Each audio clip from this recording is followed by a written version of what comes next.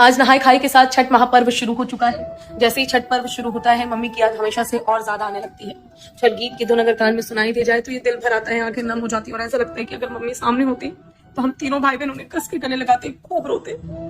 दिल बार बार एक सवाल पूछता है कि छठ माता ने हमसे हमारी माँ को क्यों छीन लिया। अगर आज मम्मी होती तो हम भी छठ पूजा करते, छठ माता हमारे भी घर आती।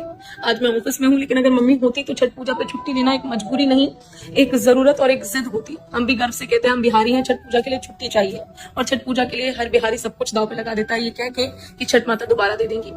उन दिनों को याद करती तो ऐसा लगता है वो दिन कितने सुनहरे कितने सुहाने थे जब छठ पूजा से काफी दिन पहले से मम्मी कहती थी ये पूज बाद छठ गीत लगा देता।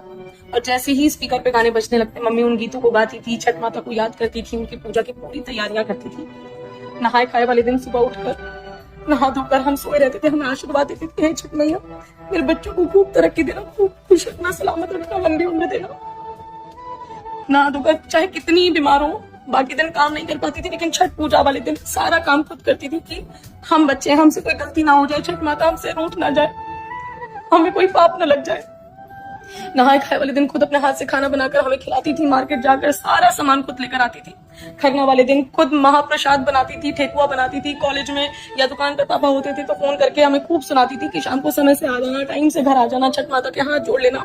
फोन पे तब तक सुनाती थी जब तक घर ना पहुंच जाए, लेकिन घर पहुंचते फिर वही माँ वाला प्यार।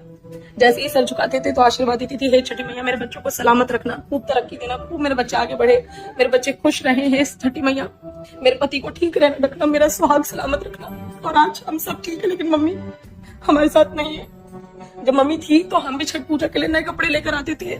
साज के घाट जाने के लिए मम्मी खूब सुनाती थी कि मेकअप करते रहोगे कि चलोगे अब घाट पे जगह नहीं मिलेगा, जाके जगह छेक लो। भोरवा घाट के लिए भी रात भर जगी रहती थी, खुद सारा खाना बनाती थी, तैयारी करती थी। वहां जाने के लिए हम सबको सुबह सुबह उठाती थी, घाट पे हम पहुंचते थे, मम्मी छठ पूजा करती थी, हम पटाखे जलाते थे। माँ के लिए बस इतना कहना है कि माँ से ही सारा संसार है, माँ से ही घर और त्योहार है। घर में माँ का होना ही सबसे बड़ा वरदान है। जिस घर में माँ नहीं उनसे पूछो उनकी जिंदगी कितनी वीरान है। घर में माँ का होना सबसे बड़ा आशीर्वाद है। आप सभी को मेरी तरफ से छठ पूजा की हार्दिक शुभकामनाएं। खुश रहिए, संपन्न रहिए।